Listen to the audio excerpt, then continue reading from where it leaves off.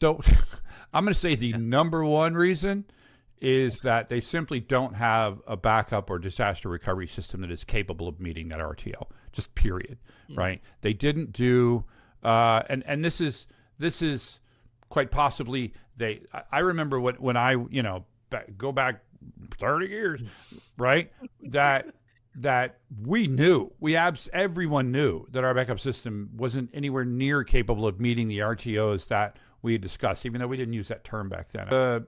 We just knew that it just wasn't possible, right?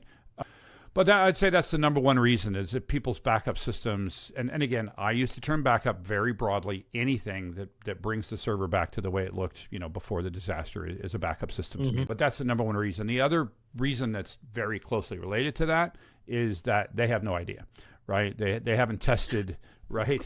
They've got a system, they got a clue, right? So for a number of reasons, restores are often slower than backup, and you will never know until you do what, Persona? You actually test it out.